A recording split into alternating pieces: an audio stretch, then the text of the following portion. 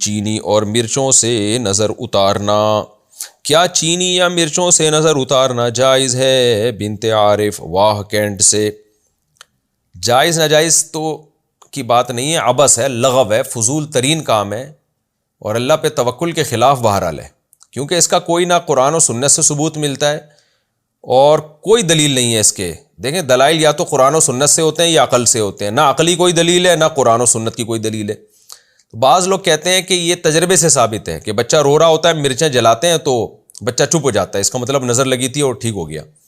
تو خوب سمجھ لیں، عبداللہ بن مسعود رضی اللہ تعالیٰ عنہ سے ایک روایت ہے جس کا مفہوم یہ ہے کہ شیطان کیا کرتا ہے کہ بچوں کو نا چٹکی مارتا ہے، رلاتا ہے. پھر اس کی اماں کیا کرتی ہے، وہ اس طرح کے ٹوٹکے کرتی ہے تو شیطان چٹکی مارنا چھوڑ دیتا ہے.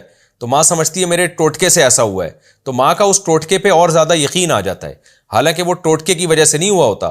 وہ اس لیے ہوا ہوتا ہے کہ شیطان جب آپ ٹوٹکا کرتے ہیں بچے کو تنگ کرنا چھوڑ دیتا ہے تاکہ آپ کا ٹوٹکے پہ یقین آئے. تو بار بار شیطان کرے گا، بار بار آپ ساری زندگی مرچیں ہی جلاتے رہو گے بیٹھ کے. تو اس کا حل یہ کہ بچہ رو رہا ہے تو یہ ٹوٹکے نہ کریں، آپ یہ حرکتیں اوٹ پٹانگ نہ کریں. مرچوں کا بچے کے رونے سے، انگریزوں کے بچے بھی تو روتے ہیں نا، وہ کیا جلاتے ہیں؟ عربوں سعودی عرب میں بھی تو بچے روتے ہیں، وہ کیا جلاتے ہیں؟ تو یہ انڈیا پاکستان میں ہی کیوں مرچوں کو برباد کر رہے ہیں آپ؟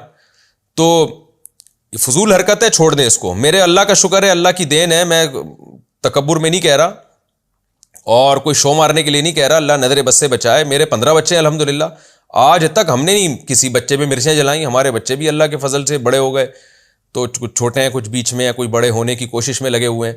تو ہر طرح کے بچے الحمدللہ ہیں. تو ہم تو نہیں یہ حرکتیں فضول قسم کی، نہ ہم نے کبھی پی لیے کہ جھڑوایا، نہ کبھی جوتے دلوائے ان کے گردن میں.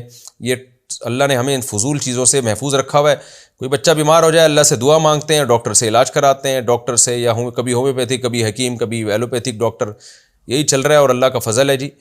تو اس لیے جو ان ٹوٹکوں میں پڑے گا برباد ہو جائے گا. اور ہم نے دیکھا ہے ہمارے جو ریلیٹو ٹوٹکوں میں لگے ہوئے ہیں وہ ٹوٹکے ہی ساری زندگی کرتے رہتے ہیں. آج فلانے کی مرچیں جل رہی ہیں تو کل سلبٹے گھوم رہے ہیں، پرسوں فلانا عامل آیا ہوا ان کے گھر میں سونگ کے جا رہا ہے، پتہ نہیں گند کر کے جا رہا ہے وہ عامل ان کے گھروں میں، اور آج فلانے نے کہہ دیا ان کے گھر میں یہ ہوا ہوا ہے، آج فلانے نے کہہ دیا. ساری زندگی عذابوں میں ہی گزرتی ہے ان کی. تو اللہ کے پر توکل کرو میرے بھائی. جب کوئی مسئلہ ہو، بچہ بیمار ہے، رو رہا ہے، زیادہ سے زیادہ سورہ فاتحہ، سورہ فلق، سورہ ناس پڑھ کے دم کر دو. اور کتنی اچھی دعا نبی صلی اللہ علیہ وسلم نے سکھائی ہے. حضرت حسن حسین پر آپ صلی اللہ علیہ وسلم وہ دعا پڑھا کرتے تھے، اعوذ بکلمات اللہ تامہ من کل شیطان وہامہ ومن کل عین لامہ. یہ نظر سے بچنے کی دعا ہے، یہ دعا پڑھ لیا کریں، بچے پہ دم کر دیا کریں، بس اتنا کافی ہے. مرچوں ویسی مہنگی ہو گئی ہیں اور ان چیزوں میں بھی مرچوں کو آپ کر رہے ہیں، تو آپ جلانا چھوڑ دیں، شیطان تنگ کرنا چھوڑ دے گا.